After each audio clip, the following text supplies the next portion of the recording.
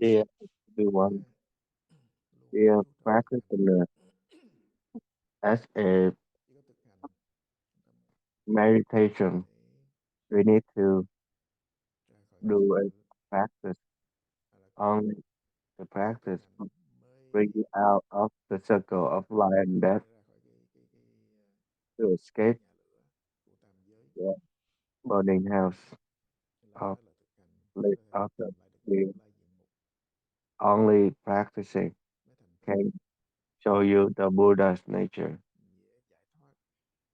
to escape from suffering. The wish that everyone wish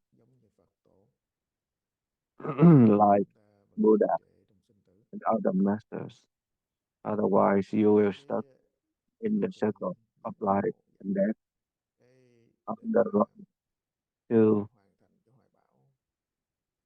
complete this mission. Only the practice can bring it to you. Without practicing, without real experience, you cannot achieve results. The practice is just asking the question consistently, clearly, and real, really don't don't do it just because you not meant it. You have to meet to practice. Don't lie to yourself. Don't lie to other people. You have to be true to yourself. So there's no secret. Only wish if you wish to escape life and death, then you will you will get it. The practice is simple. Asking the question. The most obstacle thing that we usually have is to create more karma, to follow your instinct, follow your sixth sense, and get effective and start making more karma. Stop thinking too much, planning too much, but don't practice enough. You sit in the temple, but you're thinking about life, thinking about things that happen around you. You don't practice in meditation. Think about you think about a lot of things, but meditation, wasting a lot of time, wasting a lot of resources because your thought control you. If you think a lot, you make a lot of karma. We thought that you practice, but you don't because of the obstacle, because of the illusion, because of your ego. They are off, they are obstruct your practice. We know that being have this habit. The Buddha has a lot of methods to enhance your practice, making rules in the temple, and rules for the monks, rules for the making rules for the practitioners, followers. These rules are to enhance for your practice. Don't want to interrupt your practicing. These rules are to help people appreciate the Buddhism. You have to know your and responsibility and practice. Nothing more than your practice.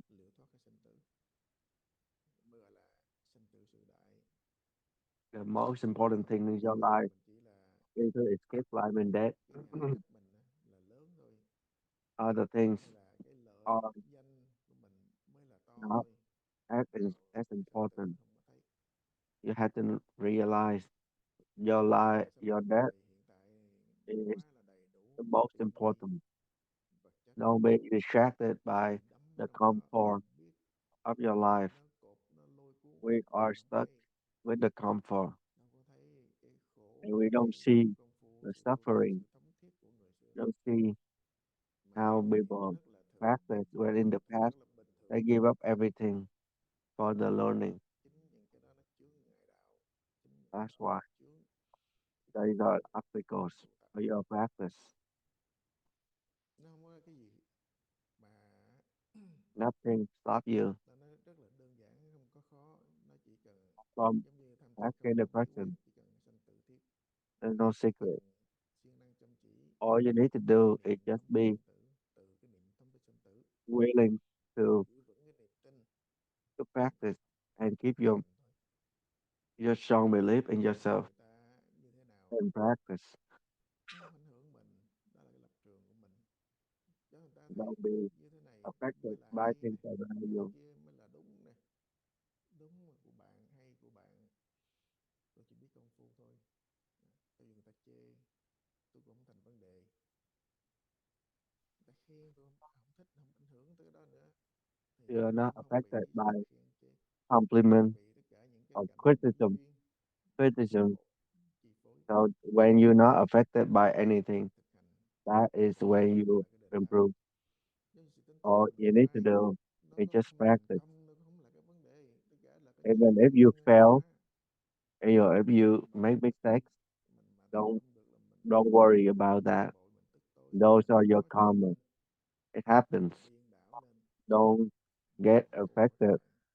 and don't Nhưng feel mà cái nghiệp distressed ngã chấp và when cái something phiền happens to não you. nó lộ ra Those ngoài, are the ego. vậy thì sao mà công phu, đơn giản công phu mình chỉ cười nhòa. You only need to Giống như tất focus cả on những your bài own của các vị tu á, practicing. giống như là trong thiền tông cũng có những vấn đề như thế này. Có There's người some bị example like cái câu this. chuyện công án ở bên bên Nhật á, There's a story like this in the Japan. có một vị Japan. tăng trẻ tu trên núi, There's a young monk ở dưới làng, ở dưới núi đó, có cô gái hay lên trên who chùa dâng meditate quả cúng dường, on đem lòng the thương cho các vị mountain. tăng. There's Mà a cô này girl cũng một bậc là công phu tu tập. who who loved Cô him. này có lên xuống nhiều năm, She come visit người him bình thường nói to có bring tầm food bạ, for him. như tương tự thương một bên một hướng một chiều á. It's a one-way love Cô from the này girl to the monk. coi như là đi lên đi xuống rồi cũng gặp với cái She người thanh niên, gặp người thanh niên rồi bị gạ gẫm, rồi bị gạt gạt ra có con. Cái con rồi á, tức quá nói tại she cái ông she thầy but vô thương, cho she nên so đưa however con lên she has a child with another lấy man. cái con của ông trả lại cho ông. She she Con của bring ông ấy không phải con của ai, con của the ông. child Vì thằng to kia the monk. cũng bất ngờ sửng sốt ấy, nhưng mà tại The vì monk thương were friends, nó ồ thế à, rồi ông and cũng he chấp said nhận. Nếu mà yes, không phải cứ việc nhận đó, mà rồi á, khi mà nhận and rồi he ai just cũng take care of the ai cũng child. chỉ trích, ai cũng nói xấu, Everybody looked đàm at it tiếu, and ba cái criticized ngoài him. chợ luôn. Ông vẫn bình thường, đi Everyone ăn know bây giờ about thì it không có ăn, tại thằng and kia criticized mà him tu hành and nuôi doesn't sanh give con him đẻ cái food gì đâu mà anymore. tu gì. Người ta vẫn chịu cực chịu khó They nuôi thằng nhỏ they bullied him, 7 năm tuổi. but he continued to Cái sau ấy, hai cái người với nurture the nhau đó child. giống như là ta cũng hòa thuận và thông cảm nhau rồi, là biết lỗi rồi. Cái chạy lên nói xin lỗi thầy, So the con này girl là come con của back. thầy, con của chúng tôi, This is not xin lỗi your. thầy. The girl come back Thế à, and take the child back. cũng bình thường thôi. Từ lúc đó tự nhiên And the monk say, "Oh yes," trong làng trong chúng rồi á, ai and cũng doesn't quý react đây là to vị anything. chân tu, Bồ Tát đây là Phật tại thế, Everyone changed their mind. cúng dường đầy Everyone đủ lời đủ kiểu. thought to support him, Ông vô but thường he tận doesn't hưởng. blink. Lúc He thì doesn't. It doesn't matter xê to xối him. chửi bới, He coi thường, doesn't care if kháng nghị. people Lúc thì criticize bắt đầu tăng or bốc compliment với him. cái miệng đời, đó là thị phi, He đó là doesn't ngã mạn, really be affected vẫn by bị cảnh đó nó the people around him.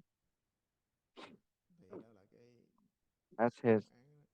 that's his story. Còn That's the bản thân story of mình the monk. thì có khi For mình us, chưa phải we cái vấn are đề của mình ở vấn đề ngoài thôi, nhưng mà affected đôi khi by nói sao any mình là còn cái tâm tiny small thing. hay là mình bắt đầu đủ thứ That tội you là không có ai nói we tới mình á, cái ngã mình càng to nữa, mình làm gì thì mình thích thôi, tại mình nghĩ mình là lớn, we do what we like. nghĩ là người tu mà, We do as our nên mình ego. làm.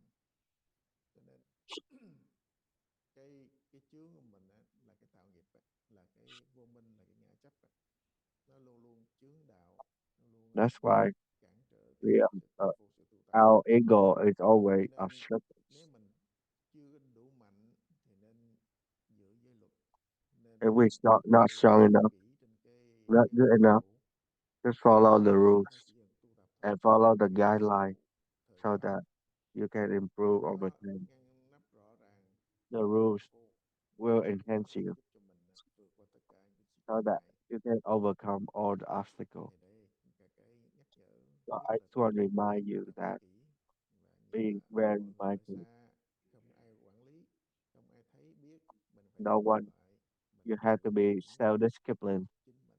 You have to Bây giờ self-remind yourself càng về nào có những to cái improve câu hỏi yourself and be mình chia self-disciplined. sẻ kinh nghiệm, chúng tôi mời Then Pháp Tử.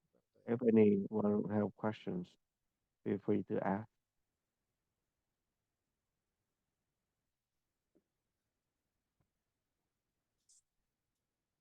Dạ, Nam Mô Bổn Sư Thích Ca Mâu Ni Phật. Dear Dạ, Master, kính bạch trên Hòa Thượng, dear quý Thầy, quý Sư Cô cùng toàn thể quý Sư huynh everyone, đồng tham. dear practitioners, Thì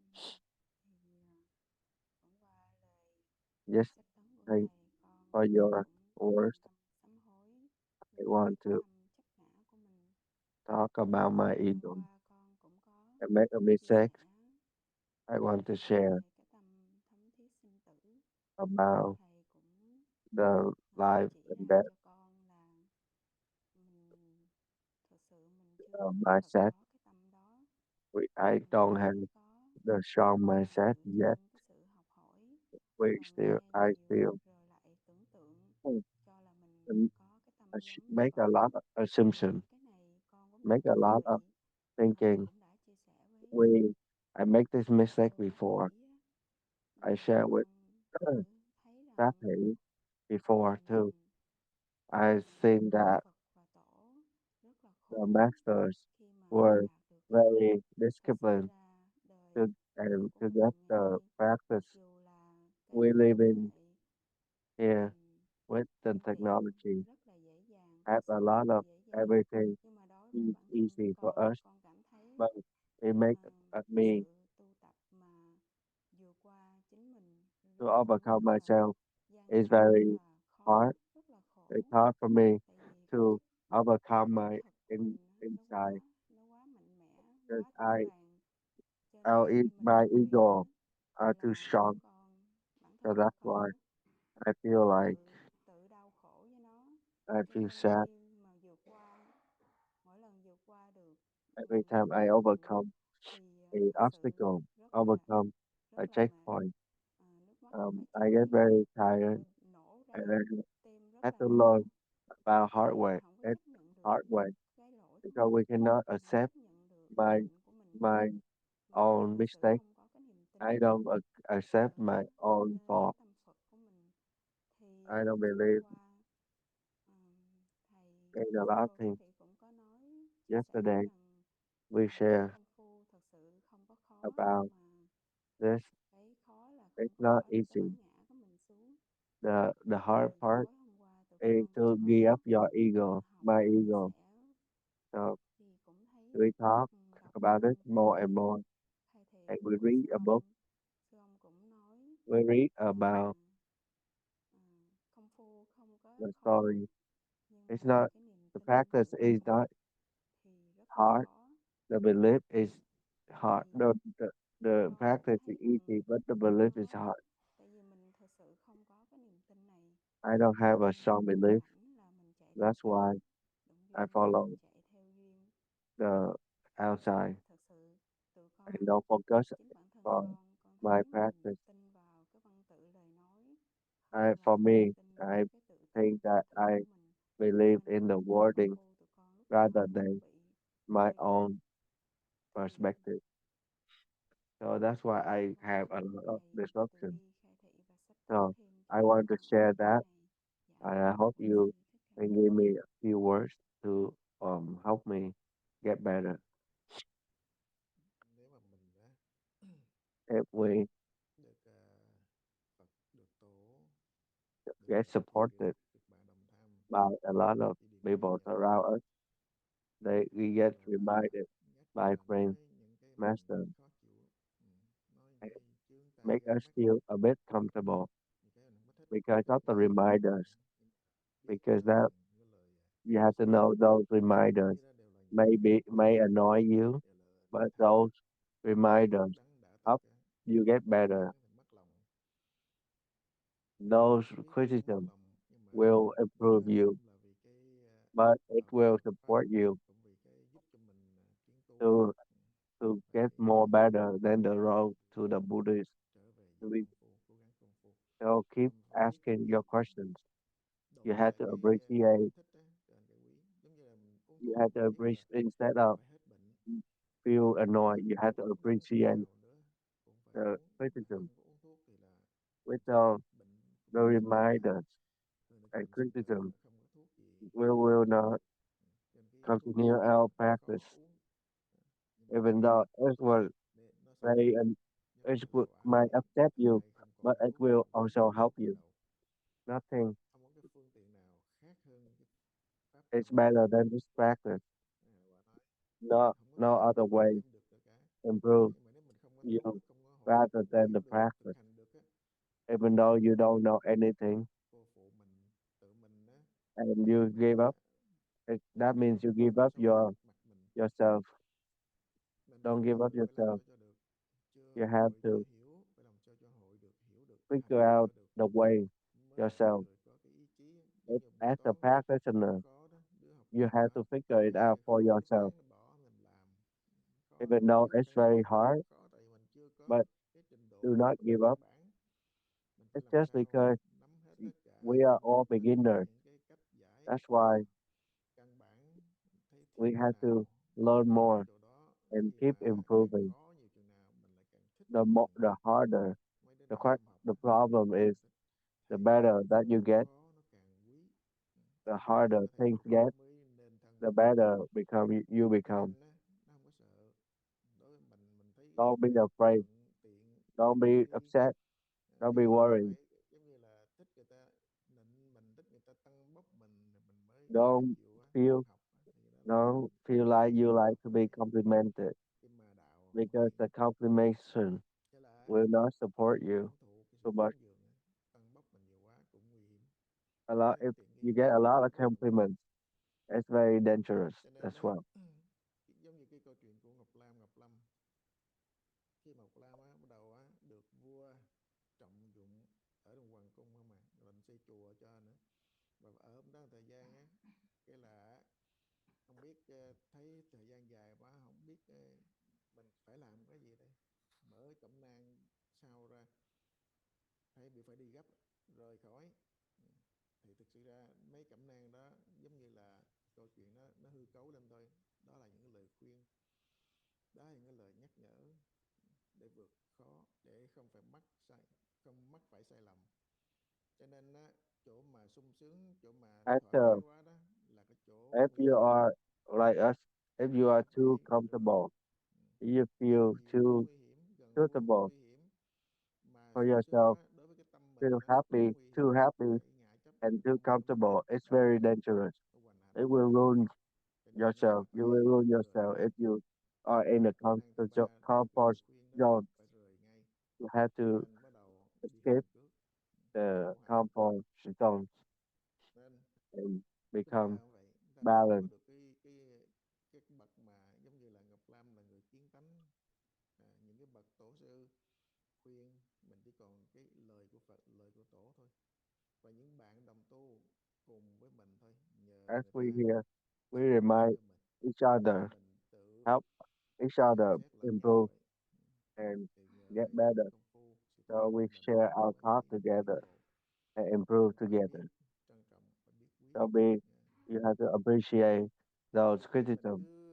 cứ tưởng tượng á, mình Don't sẽ tìm make đâu any more assumption. xa xăm Don't nhiều try to chỗ find tốt anything ở nơi mình far đầy đủ away. đầy đủ. Mình But làm you gì don't know chỉ cần mình yourself chịu has thực hành thôi. are Giống như complete. Your Buddha nature is chỗ đấy complete. It's right biết here. tại không chịu về, về Just thì biết don't được thôi. just come back to Giống vậy. yourself. That's where you Trời are. trăng thanh gió mát quê nhà, That's nó vẫn your ở đó thôi chứ không có mất ở đâu cả. back here. Never Cái leave nhà đó you. tượng trưng cho nó là cái tự tánh của mình, Your Buddha nature never leave anyone. chứ không phải Never là go nó đi vào anywhere for you. tâm của mình. Thì chỉ trở lại tham thiền đề thời So đầu, khởi nghi just tình. keep on Chính practicing cái nghi tình đó with the giúp cho mình passion. It will help phá you cái vô minh, cái ngã chấp, improve ở and đâu destroy không bị your ego ảnh hưởng, không bị dính mắc hết. so that you Cái don't tâm get stuck. thống thiết sinh tử, cái niệm thống thiết sinh tử và công phu sẽ giúp cho mình. It will improve you. Cái lời chỉ là cái phương tiện bên ngoài thôi. Làm sao mình thức tỉnh chính mình. Cảnh cái duyên cũng là cái phương tiện bên ngoài thôi, chứ không Everything phải that we talk about, cái cảnh đó everything nó remind mới you là it's just a method cái duyên đó to mới là improve your inner số một self. á. Cứ đuổi theo cảnh duyên chạy bên ngoài Don't á, thì cuối follow cùng á, the mình không có environment. phản tỉnh. Giống như cái You have to gương là để nhìn come lại back chính to mình, chứ không yourself. phải cái gương nào tốt, cái gương nào It's like a tiêu mirror cực á, for mà you cái gương to là look at nhìn lại yourself chính mình. Cho nên làm sao mà mình nhận lại chính mình, tìm lại cái bổn lai and của mình, realize your đó own là Buddha cái nature. quan trọng. That's our goal Dựa here. ra trên sự công phu, sự tu tập của mình mới trở về được với chính mình. So only with practice you can find a way. Thành kính tri ân những lời sách tấn của thầy. Thank you so much, Master. Cho con xin thỉnh thêm I một cái have ý nữa. another follow-up thought. Trưa hôm qua thầy cũng Yesterday noon, chia sẻ rất we là share nhiều about về cái sự cái cuộc sống tu tập của thầy. the life, Thì your life, con nghe your story cũng nhìn ra of được practicing. là làm sao mình phải sống để We have to mình phá được cái ngã. Thì thầy cũng destroy our hàng ngày nhắc nhở tụi ignorance. con về We cái have việc to lục hòa. Thì thực be sự ra happy with con everyone. vô thì nó sâu sắc. Tụi con thì cũng không có hiểu rõ. Mặc dù thầy giải thích rất là nhiều, nhưng mà bản thân tụi con vẫn không có hiểu được, không có thấu Even được though cái ý you cái phép lục explained a hòa. lot, Thì ngày hôm qua but khi I mà still thầy don't chia sẻ realize về cái cuộc your sống teaching. tu tập của thầy, After thì your tụi story con thấy yesterday, được rằng I understand more. bây giờ nhớ I, thì I know nhớ more. nổi, nhưng mà nếu mà mình thì giữ được công phu thì giữ cũng And không we được. keep, Mà nếu như I, mà mình sống trong một if I keep cái living cộng đồng hoặc là in this công chúng society mà mình where làm sao mà everyone mình hòa hợp support your practice và mình and share để cho with mọi everyone, người đều được có happy cái together, niềm an lạc, cái niềm tin so that vào cái everyone việc tu tập, thì will con nghĩ enhance cái each đó other cũng là practice. một trong cái phép lục hòa. Tại Is vì thực sự con cũng không biết sống làm one of the sao cho ways nó đúng, of living as a nhưng monk. As a nhưng monk, mà làm sao mà mình giữ được cái công phu cho it's nó hard đúng. for me Tại vì to đủ keep chuyện là tụi con cứ cho rằng maintaining mình là đúng, the mình là practice hơn, mình là hay, and the thing around us. nên tụi con cứ đập vỡ, phá vỡ cái phép lục hòa. Tụi con kính thỉnh thầy từ bi So hiển thị và sách tấn thêm sometimes I chỉ make rõ cái mistakes điểm này. Dạ, nam mô uh, Bổn Sư Thích Ca on Mâu this. Hope you give me some more Phép words lục hòa about living happy là together công phu in the society. luôn biết cái bổn phận, To be luôn biết cái trách nhiệm của mình á, good, tự động mình sẽ ứng dụng được to cái be phép lục alive, hòa. to Tụi con apply hỏi cái gì á, tụi the con đừng có influence. All you làm want đúng trách worry nhiệm của mình about á. is Giống như just do mình your tu bồ đề tâm, rèn responsibility luyện hành bồ đề and đạo. practice your Bồ đề là meditation. vô sở đắc mà, phát cái tâm vô You sở have đắc. you have to open Tất cả nghĩ tất cả mình the đều heart of no cho achievement. Don't worry about any achievement, no matter where you are, no matter what you be. You just do your own responsibility. If you go into there's time that when we went to China together, we see people clean up. We wake up early and also clean up. People wake up at 4:30. We wake up at 3 to clean up the temple. So that's one way to Mình không support each có other. nên giống như là ý lại cho là ta đây hay là ta là khách tăng á, tất cả mình phải giữ và cái vệ sinh, mình học cái quy củ đó, giữ quy củ đó cho nó lục hòa, cho nó hợp, tức là tu cùng tu, làm cùng làm, nghĩ cùng nghĩ, tất cả đều là trên cái lục hòa, do mình biết rõ bổn phận, biết rõ trách nhiệm của mình á, tự nhiên nó ứng dụng cái lục hòa. Và theo cái pháp Bồ Đề tâm của mình, tức là mình phát tâm mình tu giải thoát mà, mình phải làm sao trên cái sự tu giải thoát mà không có bị ảnh hưởng người khác, không có làm cho người ta, tức là mình phải luôn làm cái mô phạm, luôn luôn làm cái gương mẫu, và bản thân mình cũng tự tu nữa. Ví dụ giống như vậy, thì đó là một cái giống như ở xa. Còn giống như ở chùa đi, mặc dù ở chùa You không live phải là in a chùa temple, mà để mà chuyên nhất tham any thiền về tịnh temple, độ, a practice, chùa niệm Phật ở bên different Canada mười mấy different năm á, practice. I 11 live năm in a người temple ta niệm Phật that cũng doesn't đăng have ký, meditation. đó là cái hình thức dữ lắm, They cái use hình thức đó different mình đăng methods. ký. I just Bữa do cơm người ta dâng follow cơm cúng whatever cơm they mình do. cũng dâng cơm cúng cơm. I do whatever that they are Đó là working in their quy củ temple, mà, quy củ but I follow my. I also của vị. meditate.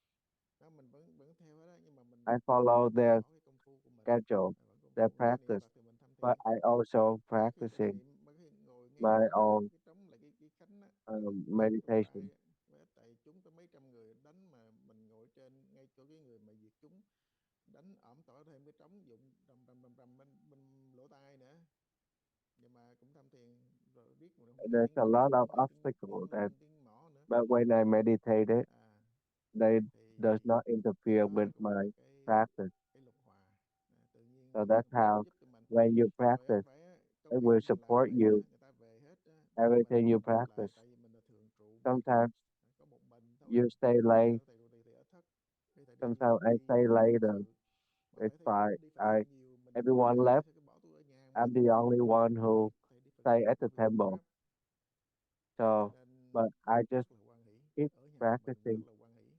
so I don't have to go with Phật them. tử thì mình đâu có ép họ làm, họ có khi á, nó một cái giống như là cây cú, giống mà người ta thì nói cây cú, thì mình thấy đó là cái việc phước mình làm. Người ta đem con tới giao, ta đem mẹ cha già tới ta giao đó, sáng đến chiều ta rước về, giống như mình là người giữ trẻ giữ già vậy đó. There are people who don't know. Mấy bà già mấy ông They già thấy bring con out con nít thì the đâu có biết đâu, kids ăn dọn phát and rớt đổ bring đầy out hết old cái, people for me tung té to vô babysit trong nhà vệ at the sinh là temple. giấy xả đầy cầu. They Có khi they không they còn mess nhớ up dội nước nữa. a lot of things Sao cái around the hết temple, mấy cái đó ai làm? Mình phải tự làm, khi làm tới and 12 giờ and I khuya have to clean up dọn sạch rồi them nghỉ. after they Nhớ leave. cái lời Phật dạy People just phụng sự chúng bring sanh là cúng dường their cho Phật, family to the temple hướng về and Phật, just gieo cái duyên cho act as a họ, babysit. cho nên Phật tử But họ I rất là did hoan it. hỷ. I did clean them Có khi mấy bác lớn after tuổi them and thì help Phật tử them. thuần thành thông cảm, thôi để con phụ với thầy, không mấy bác And con cái rước cứ về đi, con I phụ just cho thầy do làm. my Có khi own cả tuần lễ mới có 2 responsibility ngày mà chỉ of có thứ bảy chủ cleaning. nhật mới dơ mới nhiều thế này, còn thứ hai ba tư thứ năm thứ sáu có Usually, bóng nào tới đâu. Rồi em usually con it's lại làm thêm only 11 happen tuần, on mà thiệt ra mình làm trong weekends. trong một đêm So chưa I hết, have more làm days bây giờ mà để qua ngày sau to mà nó dơ clean up đầy hầy after tóc them, tai gai mắt đau even nhức, though every weekend cũng bình it's a thường. mess. Và cái đó nó xoay But vòng I mấy năm still rất là bình just thường, mà do mình rất là hoan hỷ. practice, Nó and đàng hoàng it bên Phật, doesn't Phật really tu tập đâu affect phải my practice. bỏ công phu đâu, It's not like I cho give up nên nó my không có nề hà. practice to Cho có clean, khi á, mình nấu no cơm matter mà how bác tăng với lại bad mấy the thầy đi về situation is. phải ăn hết, mình cũng Sometimes I forgot nói we tôi run out of về food không để tôi miếng không có and doesn't leave any food for you. tại It's mình biết ta cũng đi mệt mà, it's okay, ta cũng vất vả mà, and người ta it didn't affect chẳng me. qua giống như ta nghĩ chắc mình ăn I đuổi just thì mình cũng nghĩ đó and là just I just cái let it be. giống như Even though people make mistakes on cái me, I nhân just duyên nó như vậy. do my Rồi ở practice. nhà người ta đi Phật They sự don't mình let phải it nghĩ cái affect sức của me. người ta, sức khỏe của người ta, mình có Sometimes thiếu gì cái thứ đồ mình ăn được đâu có sao đâu. Rồi if mình I have nhờ đó anything to mình đói eat, mình I vẫn eat. no được mà, If I don't have không có anything to thành eat, thành it's vấn đề. okay. Củ khoai It lang cũng doesn't vậy. really affect Thì tất cả my đều practice. là hiện được lục hòa So của that's người gắn all cái trách nhiệm, how you practice. và họ là khách Do your nữa, own đó là thầy lớn nữa, responsibility. không có quan trọng. Và tất We are cả not mình gánh vác đều là focusing do on thầy, mà our không own phải benefit. nói riêng cho ai, mà đó là gánh vác cho tam bảo. Chỉ nghĩ đó là cái bộ phận, nghĩ đó là cái trách nhiệm, nghĩ đó là cái vấn đề mình phải làm. Think of it. It's your Cho nên đó, công responsibility, việc rất so you don't là get là offended hoan hỷ. if someone Đi đâu cũng vậy. who, Cho nên tự who nhiên make a không thấy mistake khổ, on you, không thấy buồn, so that tủi, không thấy gì hết. you don't feel Giống như là đôi embarrassed khi or có cái upset quen if á, giống như something là nhớ that chùa, thì đó là happened to phải you. con người ai cũng vậy mà, nhớ chùa, nhớ chúng, nhớ huynh đệ, rất nhớ, phải nói rất nhớ. When I Thấy first moved thầy ở here, đây thì có I nhớ missed chùa a không? lot. Mình I không trả missed the lời được, temple. hai cái miệng nó cứng ngắc, hai cái răng nó cắn lại, mà không cho người ta thấy nước mắt chảy nữa, quay quay lưng rồi cái cười thôi. Mà rồi có những cái trái ngang mình cũng thông cảm với người ta, giống như mình You đi have to qua understand that everyone đường máy bay, người ta đi can, tàu vượt biên can cực be khổ, mistake. coi như là thập People tử nhất sinh discriminate you đó, because cho nên người ta I rất là fly ghét here. mấy cái người qua sau People, mà tự nhiên people who là come here by the boat, cái hỏi they thầy don't đâu, like people who come here tôi nói chưa by gì the tôi mới airplane. qua mà tụi mừng lắm, con cháu tới They con tới xá thầy mới đó, discriminate you. mới qua, A lot of people đánh đổ discriminate tôi when I rồi first hụt tiền come nữa. from Vietnam. They Tôi nói như don't vậy đấy, phải giỡn đâu, respect me, mà mình không phải mình but căm thù hay it's là ghét okay. bỏ gì họ, mình hỏi họ có nỗi khổ, We understand họ chưa biết, their feeling, nhờ đó lại quý mình, their lại trở nên quý. discrimination, because Cho nên á, it's có their phải ngồi không, ở past, trong chùa á, khi mà but mình ở trong those chùa things mình đã thấy cái khổ doesn't của chùa nữa, khổ thầy trụ trì, really tại sao thầy né affect chùa, me. mình hiểu. Trời ơi, phone tôi nó chửi chửi từ 12 giờ khuya tới 1 giờ sáng, cho tới thậm chí 2 3 giờ sáng tới giờ công phu luôn. Nó nhậu xỉn lên, nó phone vô nó chửi tê tô tơi tả. There's a lot of people Nghe cái gì mà nó cứ call chửi. up Mà and talk chửi đến rồi đó, nonsense. cái anh cư sĩ anh tên Hải đó, anh nói để tôi kêu cảnh sát, bực mình nó phá quấy rối mình như vậy. Mà They biết đâu keep thầy calling at tôn trọng thầy midnight. cái gì khác, hay They là go nó ghét get drunk. People get thầy drunk and sống call the ở temple đây, nó at midnight, tùm lum vậy đó. and it affects Thì một hôm á, our tại ngày practice nào or cũng quấy sleeping. vậy hết á. Hôm nay Every có night một they ngày nói call.